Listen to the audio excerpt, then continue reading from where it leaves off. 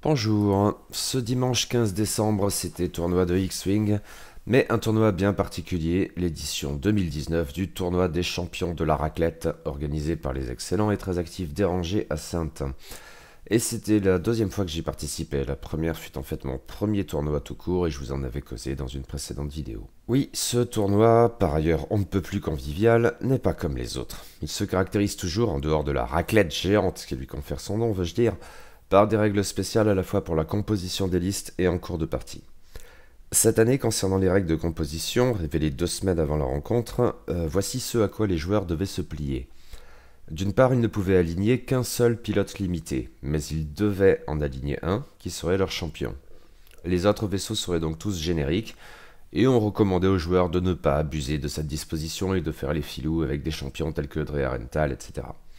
Mais en outre, la liste ne pouvait comprendre qu'une seule amélioration limitée, il n'était cependant pas requis d'en avoir une, et elle pouvait équiper un autre vaisseau que celui du champion. D'autre part, le nombre des points d'escadron disponibles variait en fonction du nombre de vaisseaux alignés. Si l'on n'en jouait que 2, on avait droit au classique 200 points d'escadron, mais au-delà de 2, chaque vaisseau supplémentaire diminuait le nombre des points d'escadron disponibles de 5. Ainsi, une liste à 3 vaisseaux ne pourrait pas faire plus de 195 points d'escadron, une liste à 4 vaisseaux plus de 190 points, etc. Ces règles spéciales de composition de liste avaient des implications vaguement contradictoires. Un seul pilote nommé, cela impliquait de jouer des vaisseaux génériques ayant généralement une valeur d'initiative plus basse, mais en même temps il était délicat de multiplier ces génériques du fait de l'évolution des limites de points d'escadron. Une nuée aurait à vrai dire été assez problématique dans ces conditions. Ces règles incitaient en effet à jouer moins de vaisseaux que d'habitude. Il me paraissait difficile d'en prévoir l'impact, mais une chose me paraissait claire, ce format faciliterait, en apparence du moins, les listes à 2 vaisseaux seulement, ou plus probablement 3, là où les tournois plus classiques se montrent très chiches en liste à 2 vaisseaux, 3 revenant plus souvent, mais 4 étant a priori devenu un format plus courant, sans même parler de nuées à 6, 7 ou même 8 vaisseaux. Pour des raisons assez proches, on pouvait supposer qu'il y aurait une proportion de gros socles supérieure à la moyenne des tournois classiques. Mais cela n'avait absolument rien d'impératif, et les petits socles dominaient bien les listes. Cependant, c'était une bonne occasion d'en aligner qui ne trustait pas exactement le méta du fait de la contrainte concernant l'unique pilote limité, mais aussi de la limite en points. Et un peu paradoxalement peut-être, mais vu de loin seulement, des vaisseaux souvent jugés trop onéreux normalement, entre guillemets, seraient tout à fait à leur place ici, à titre d'exemple des défenseurs taille D. Des contraintes intéressantes donc, et probablement plus complexes et ambivalentes qu'elles n'en ont l'air, même si dans un premier temps je trouvais qu'au fond ça ne limitait pas forcément tant que cela, moins en tout cas que la règle sur les gros socles à plus de 100 points de l'édition 2018 du tournoi. Mais peut-être était-ce parce que j'avais déjà une liste en tête. Elle ne vous surprendra pas le moins du monde. J'ai suffisamment clamé mon amour pour Whisper dans mes comptes rendus les plus récents, et avant aussi en fait. Le Taipei Phantom est mon vaisseau préféré dans l'ensemble du jeu et Whisper ma pilote préférée Itu. Les règles de composition de liste incitant explicitement à aligner un pilote qui serait notre champion.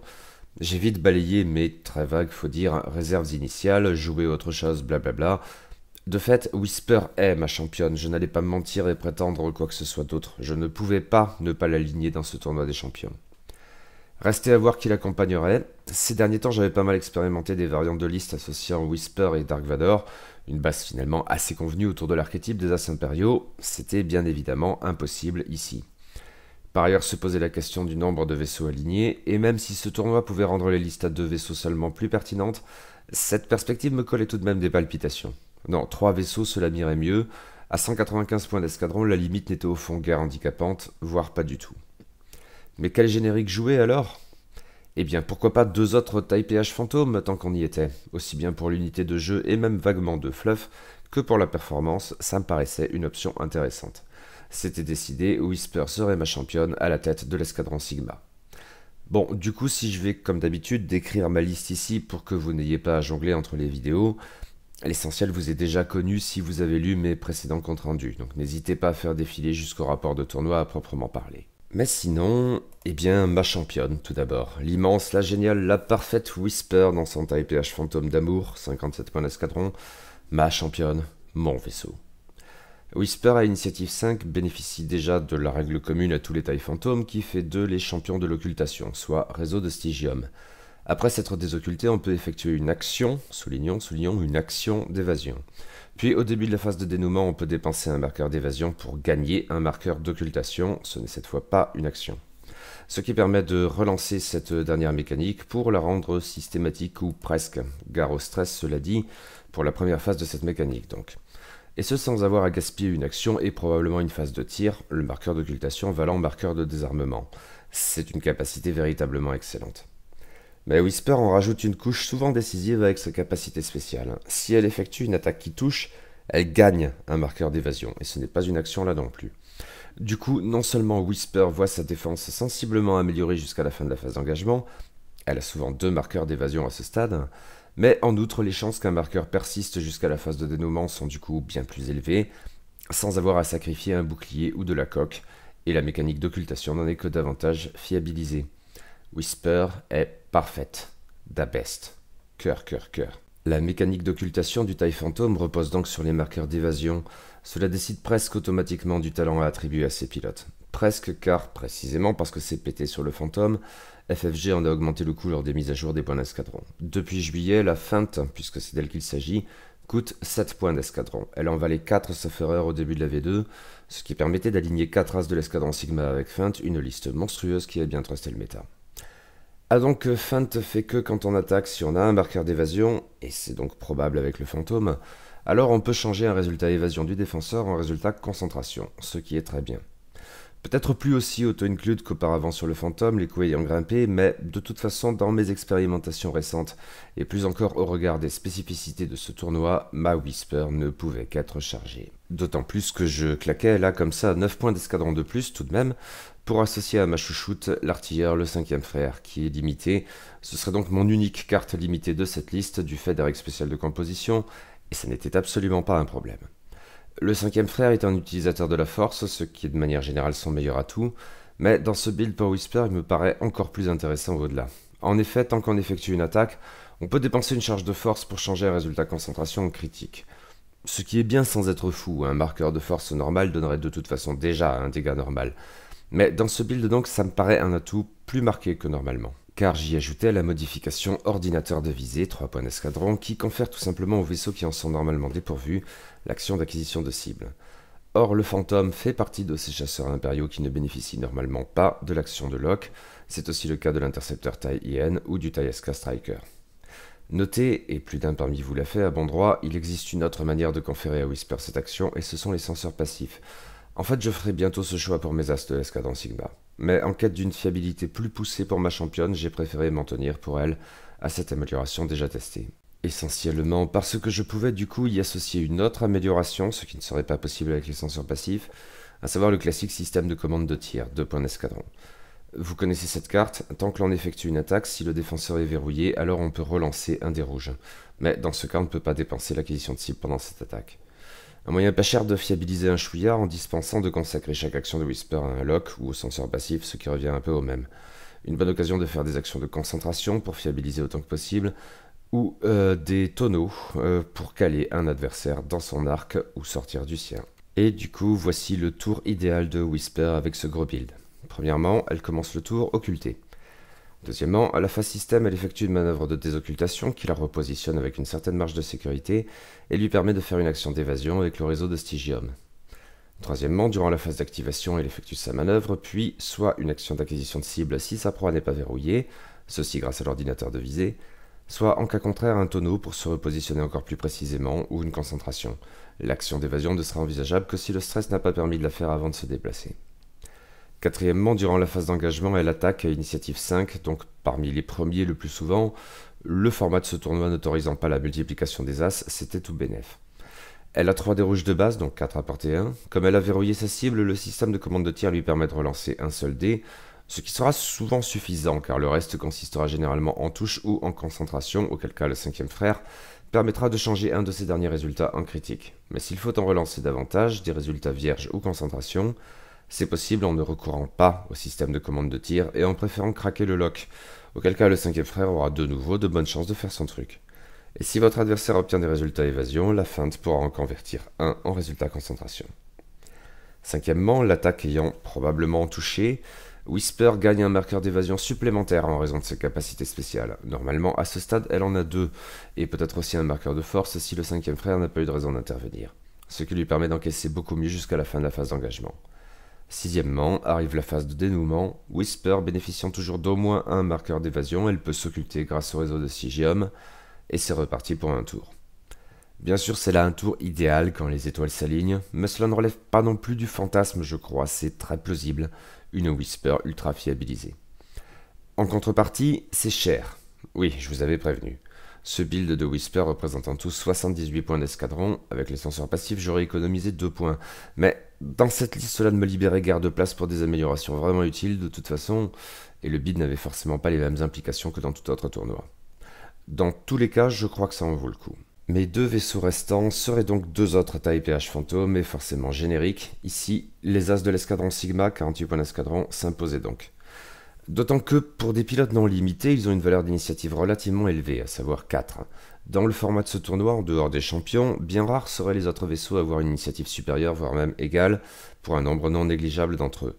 Les As de l'escadron Sigma deviendraient bel et bien des As en termes ludiques.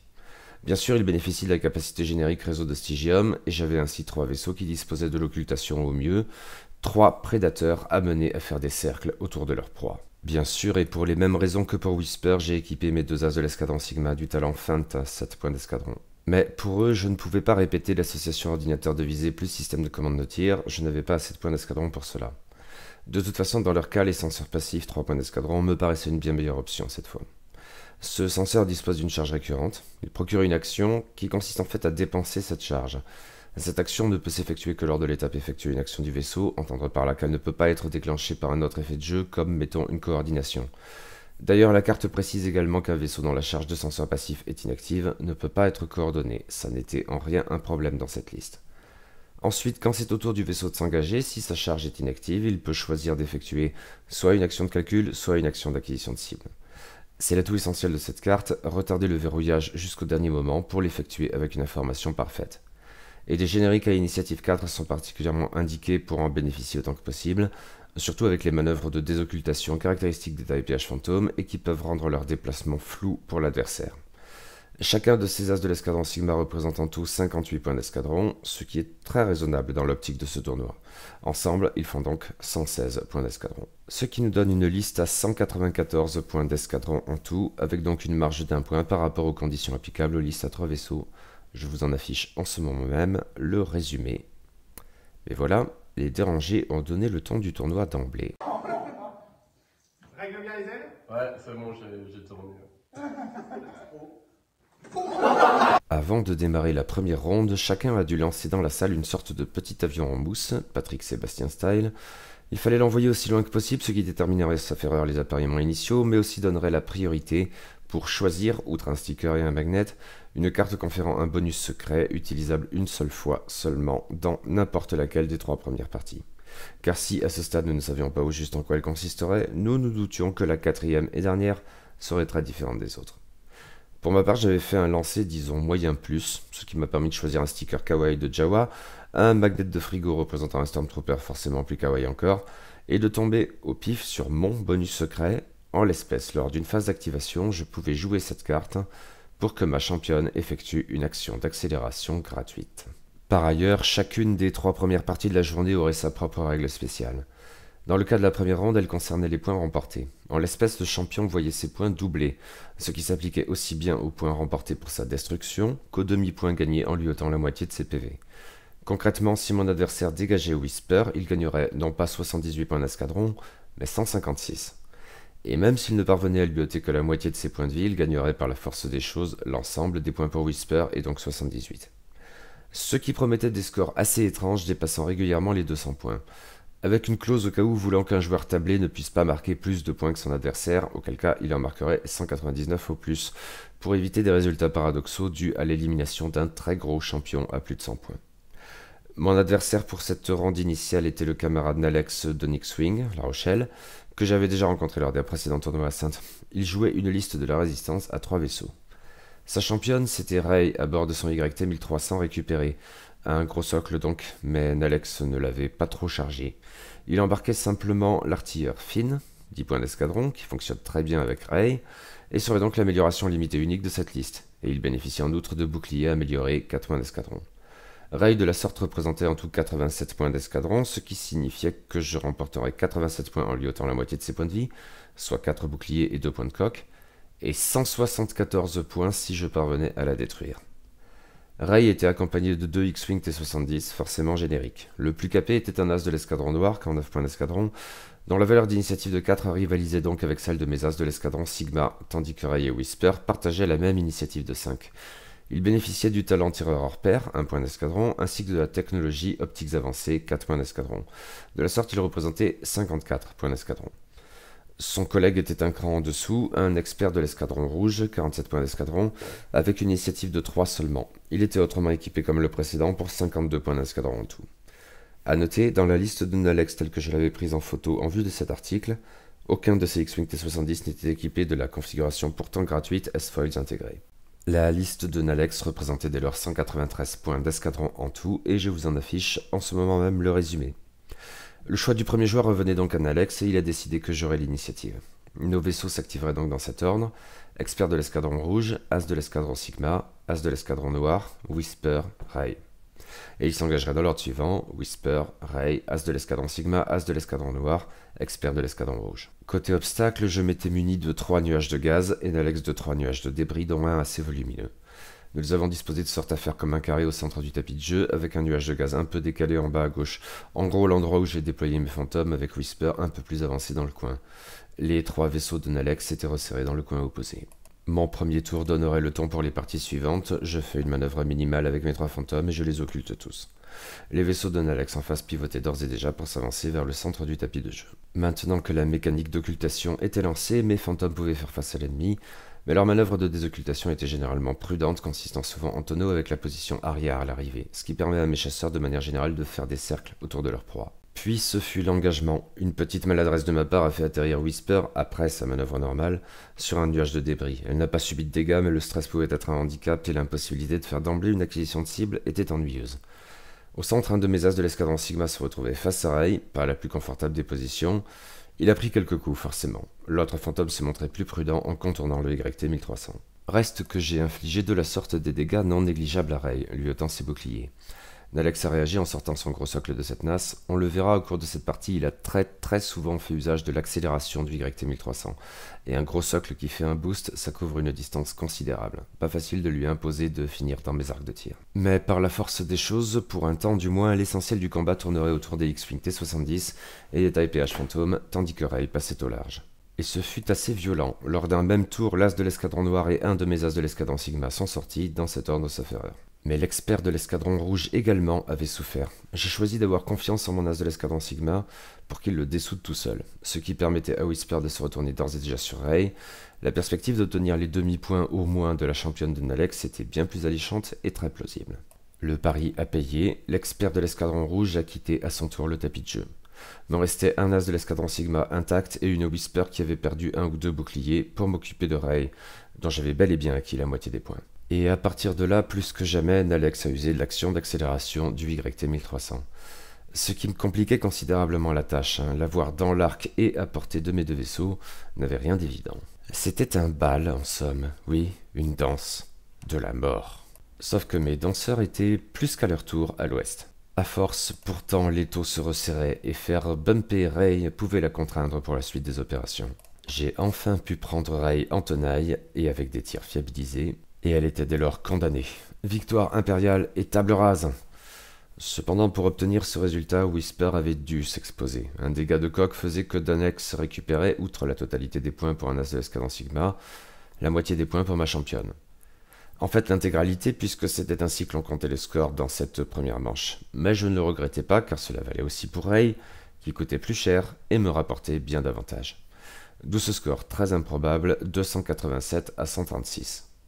Bon très chouette partie, et j'avais donc qu'une victoire d'emblée. Mon timide objectif habituel, au moins une victoire par pitié je vous en supplie, était atteint. Maintenant, fallait essayer de faire mieux du coup. La deuxième partie de la journée aurait comme la première sa règle spéciale, mais je dois dire que celle-là ne me plaisait pas. Lors de la phase de dénouement, une fois par partie seulement, chaque joueur pourrait désigner un vaisseau sur le tapis de jeu, allié ou ennemi, et le faire pivoter de 90 degrés, un même vaisseau ne pouvant pas pivoter 2 fois dans le même tour. Ce qui pouvait autoriser des choses très sales et à vrai dire bien trop à mon goût. J'ai plus ou moins choisi de ne pas en faire usage, enfin dans les premiers tours. Dans les suivants, pour être honnête, c'était simplement que je n'y pensais même plus. Mais oui, dans les premiers, ça m'aurait probablement permis de faire des choses assez moches et non, pas comme ça. Bon, passons, hein, ça s'est semble-t-il très bien passé sur les autres tables, donc je suppose que mes préventions étaient infondées. Cette deuxième partie de la journée m'a opposé à la camarade Lunaela, membre comme moi des Wikis bordelais. Elle aussi jouait une liste de la résistance, avec de même Rey pour championne, mais seulement un X-Wing T70 en su. Commençons donc par Rey, toujours à bord de son YT-1300 récupéré, 73 points d'escadron. Elle était beaucoup plus chargée que celle de Nalex. Elle disposait du pouvoir de la force clairvoyance, 4 points d'escadron, et embarquait en équipage Rostaiko, 10 points d'escadron, qui serait donc l'unique amélioration limitée de cette liste. Côté petit ou moins petit personnel, il y avait en outre un artilleur de tourelle vétéran, 8 points d'escadron, ainsi qu'un droïde Gonk GNK, 10 points d'escadron. En outre, Lunaela avait usé de son slot illégal pour s'équiper de cybernétique de contrebande, 3 points d'escadron. Côté modification, c'était comme pour Nalex, des boucliers améliorés, 4 points d'escadron. Enfin, dans une optique plus offensive, Rey disposait de roquettes à proton, 7 points d'escadron. Et de la sorte, elle représentait tout de même 118 points d'escadron, ce qui n'était au fond pas si surprenant dans une liste de vaisseaux seulement. L'ailier de Rey était là encore un X-Wing T70 et un as de l'escadron noir, 49 points d'escadron, mais très différent de celui de Nalex, et là encore bien plus onéreux. Il était cette fois muni de CL Foil intégré, 0, mais aussi du talent héroïque, 1 point, de propulseur survitaminé, 8 points, d'un astromèque R3, 3 points, de bouclier amélioré, 6 points là encore, et last but not least de torpille à proton, 13 points, pour 80 points d'escadron en tout. Ce qui nous faisait une liste à 198 points d'escadron, avec 2 vaisseaux seulement. Lunaela pouvait monter jusqu'à 200. Je vous en affiche en ce moment même le résumé. Le choix du premier joueur me revenait cette fois, et j'ai décidé de donner l'initiative à Lunaela. Nos vaisseaux s'activeraient donc dans cet ordre: As de l'escadron noir, As de l'escadron Sigma, Rey, Whisper. Et ils s'engageraient dans l'ordre suivant: Rey, Whisper, As de l'escadron noir, As de l'escadron Sigma. La disposition des obstacles était assez proche de la première partie. Lunaela en avait choisi un de chaque type. J'ai placé mes fantômes un peu comme dans la première partie également, mais davantage au centre. Les vaisseaux de Lunaela demeuraient dans le coin diamétralement opposé. La tâche du YT-1300 était cassée, c'est pourquoi dans les photos de cette partie, vous ne verrez que le socle et jamais la figurine. Mes fantômes se sont occultés pépère et ont pris position pour livrer le combat au centre du tapis de jeu, largement privé d'obstacles, ce qui m'arrangeait pour la désoccultation. L'as de l'escadron noir semblait vouloir engager le combat ici, tant mieux. Rey, quant à elle, suivait un couloir tout en haut du tapis, et là je crois que j'aurais pu la faire suer avec la règle spéciale de cette partie. Bon, je ne l'ai pas fait, à tort ou à raison. Le tour suivant confirmait cette configuration de jeu, mais le temps que l'as de l'escadron noir soit apporté, ma meute pouvait déjà infliger quelques dégâts à Rey et ne s'en est pas privé. Le YT-1300 a voulu sortir de cette nasse et Lunaela a fait appel à son T-70 pour le soutenir. Je ne me suis pas ménagé les meilleurs arcs à ce tour-ci. Mais Rey était criblée de dégâts critiques et stressée. Elle a tenté de fuir, mais si je ne me souviens pas des conditions exactes, un ultime dégât a suffi à l'achever. La championne de Lunaela n'était plus, ce qui laissait mes 3 chasseurs engagés au combat contre le seul as de l'escadron noir, une position guère confortable pour ce dernier. Arrow sur le X-Wing T-70, mais il a fait de la résistance, et a survécu bien plus longtemps que je ne le pensais. Faut dire, mes tirs étaient merdiques même en étant fiabilisés. En même temps, je ne voulais pas trop exposer mes fantômes dans ces circonstances. Tous, sauf erreur, avaient perdu leurs 2 boucliers dans la bataille, ce qui impliquait qu'un unique dégât suffirait pour que Lunaela obtienne la moitié des points pour l'un d'entre eux, quel qu'il soit. Mais cela ne s'est pas produit, j'ai enfin pu coincer l'as de l'escadron noir, et boum! Nouvelle victoire impériale, nouvelle table rase, mais cette fois à 200-0. Bon, cette matinée s'était très bien passée. Comme d'habitude, je m'étais pointé la boule au ventre, implorant en gémissant le Saint-Esprit midi-chlorien de m'accorder ne serait-ce qu'une victoire, par pitié je vous en prie, s'il vous plaît. Et là j'avais 2 victoires, 2 tables rases en face et une bonne marge de victoire, surtout après ce 200-0. C'était inespéré, mais pour le moins rassurant. J'ai pu me régaler sereinement de la raclette géante et c'était bien chouette. Après quoi, nous avons joué la 3e partie et la dernière partie normale de la journée, pour autant qu'une partie puisse être normale au tournoi des champions de la raclette. Ce serait du coup la dernière durant laquelle je pourrais faire usage de ma carte secrète puisque je ne l'avais pas encore fait. Et en fait de partie normale, il y avait bien sûr là encore une règle spéciale. Une fois dans la partie, chaque champion et seulement le champion pourrait virer un résultat évasion des dés verts de son adversaire. Et si j'ai bien compris les choses, cette annulation interviendrait tout à la fin, soit après modification des résultats. Mon adversaire pour cette partie était le camarade Jeep Division des Dérangés, le joueur fantôme, disait-on, ce qui tombait plutôt bien, non? Il jouait une liste de la République à 3 vaisseaux, dont un socle moyen. Son champion était le chevalier Jedi Obi-Wan Kenobi, à bord de son Nether Sprite Delta 7, 47 points d'escadron. Et plus précisément dans son onéreuse configuration Delta 7B, 19 points. En guise de pouvoir de la force, il avait choisi Réflexe prémonitoire, 10 points. Il embarquait également un Astromech R4, 2 points. Enfin, il disposait d'un système d'occultation, 8 points, qui, pour un temps du moins, pallierait l'agilité dégradée impliquée par la configuration retenue. Cet Obi-Wan Kenobi sous stéroïde représentait donc en tout 86 points d'escadron. En guise d'ailier, Jeep Division avait choisi des vaisseaux d'un archétype plus lourd et tout d'abord un socle moyen, un chasseur Arc 170, piloté par un vétéran de l'escadron 7, 46 points d'escadron. Il embarquait l'Astromech R4P17, 5 points, qui serait l'amélioration limitée unique de cette liste et qui n'était donc pas cette fois associé au champion. Après quoi, l'Arc embarquerait un copilote perspicace, 8 points d'escadron, et bénéficiait du talent spécifique à la République, dévoué, 1 point, soit 60 points d'escadron en tout. Le troisième et dernier vaisseau était un Y-Wing BTLB, plus précisément un vétéran d'escadron Shadow, 35 points. Il était équipé d'une tourelle à canon ionique, 5 points, et embarquait en outre des mines de proximité, 6 points. Autrement, il avait un Astromech R4, 2 points comme Obi-Wan Kenobi, et le talent dévoué, 1 point comme l'Arc 170, pour un total de 49 points d'escadron. Et la liste, dans sa globalité, faisait pile poil 195 points d'escadron. Je vous en affiche en ce moment même le résumé. Le choix du premier joueur me revenait et j'ai donné l'initiative à Jeep Division. Nos vaisseaux s'activeraient donc dans cet ordre: vétéran de l'escadron 7 plus vétéran d'escadron Shadow, As de l'escadron Sigma, Obi-Wan Kenobi, Whisper. Et ils s'engageraient dans l'ordre suivant: Obi-Wan Kenobi, Whisper, As de l'escadron Sigma, vétéran de l'escadron 7 plus vétéran de l'escadron Shadow. En guise d'obstacle, Jeep Division s'était muni d'un nuage de gaz et de 2 gros astéroïdes. Il a placé un de ces derniers en plein milieu du tapis de jeu, ce qui ne m'arrangeait pas, sans être trop pénalisant non plus. Autrement, le carré habituel se répétait, mais avec un creux au milieu de mon côté. Jeep Division a déployé ses vaisseaux séparés en largeur, avec Obi-Wan Kenobi au centre. Mon placement était en miroir de celui de la première partie, la zone en face me paraissait plus manœuvrable, et le Y-Wing BTLB, la cible la plus aisée, relativement, à sortir en priorité. Ouverture classique de mon côté, en face aussi, si ce n'est que l'Arc 170 est allé un peu plus vite, pour se glisser entre les deux obstacles les plus resserrés devant lui. Dans ces conditions, l'astéroïde au centre pourrait le gêner un chouïa d'ailleurs. Obi-Wan, lui, restait prudent, restant derrière le BTLB qui était à ce stade clairement ma cible. C'est un vaisseau assez tanky de manière générale, mais avec 3 fantômes dont une Whisper ultra fiabilisée en face, verrouillage et concentration, il ne pouvait pas survivre très longtemps. Et de fait, il a aussitôt dégagé du tapis de jeu. J'avais l'Arc 170 dans le dos, mais assez loin. En revanche, Obi-Wan constituait dès lors une cible de choix. Le Jedi s'en doutait bien, et a essayé de fuir après quelques jets de dés proprement désastreux. J'ai éprouvé de la compassion pour mon adversaire. Tandis que l'Arc arrivait enfin dans le combat, avec son copilote perspicace, il pouvait taper assez lourd. Mais en fait pas assez, pour l'heure en tout cas. Laser Sprite est certes un vaisseau très maniable. Courir après Obi-Wan aurait pu durer des plombes. Il me fallait le prendre en tenaille et c'est pourquoi un de mes fantômes a fait mine de passer au large. Le moment venu, 2 de mes 3 fantômes, dont Whisper, en faisant usage de son accélération gratuite, ont pu attaquer Obi-Wan Kenobi, et le Jedi est parti en fumée.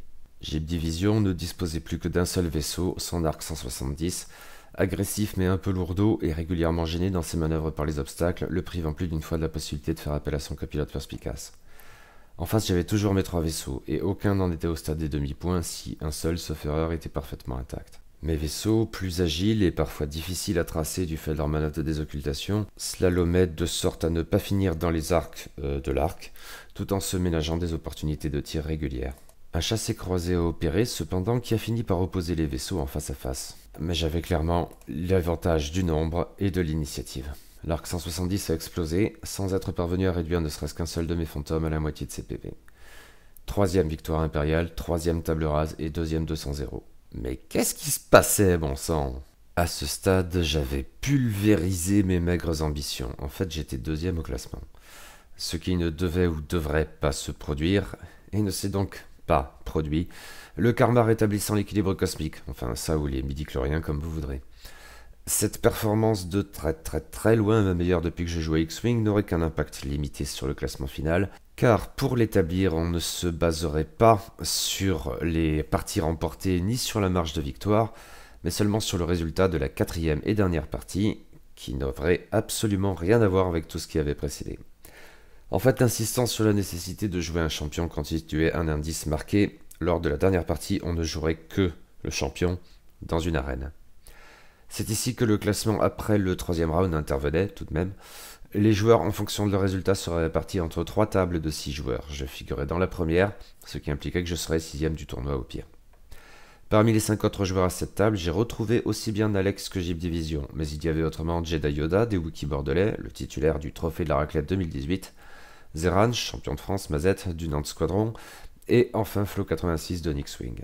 Chacun ne jouait donc que son champion, ce qui faisait une table très bizarre, très diverse. L'ordre d'activation était basé sur le coup en points des 6 champions. C'était plus confus pour l'engagement. J'ai l'impression que ça a changé à un moment ou à un autre durant la partie. Je ne saurais donc plus dire si c'était sur la base du coup ou de la valeur d'initiative ou d'un panachage des deux. Voici donc l'ordre d'activation tel que je m'en souviens. Flo86 jouait un chasseur taille Allen, à savoir Valen Rudor, avec le talent tireur hors pair, je crois. Probablement pas le vaisseau le plus confortable dans cette arène. Puis Zeran jouait un chasseur Belbelab 22, en espèce le capitaine Sear. Il avait le relais tactique Kraken et sa ferreur des boucliers améliorés. Après quoi Jedi Yoda avait le colonel Jendon dans sa navette T4A de classe lambda qui embarquait Dark Vador. Puis c'était à mon tour avec Whisper dans son Type PH Phantom, Fant le 5ème frère, ordinateur de visée, système de commande de tir. Ensuite c'était à l'array de Nalex de jouer, YT1300 récupéré, Finn bouclier amélioré. Et enfin, il y avait l'Obi-Wan Kenobi de Jeep Division, Ether Sprite Delta 7, Delta 7B, réflexe prémonitoire, Astromech R4, système d'occultation. L'arène avait une règle simple pour déterminer le classement. Le dernier survivant serait le champion de la raclette 2019. Et ensuite, au sein de chaque table, le classement dépendrait de l'ordre de sortie. Le premier perdant de la première table serait donc 6ème au classement, après quoi il y aurait le vainqueur de la deuxième table, etc. Mais c'était le tournoi des champions de la raclette, que diable. Il fallait donc au moins une règle supplémentaire, qui était que l'espace de jeu se restreignait à chaque tour.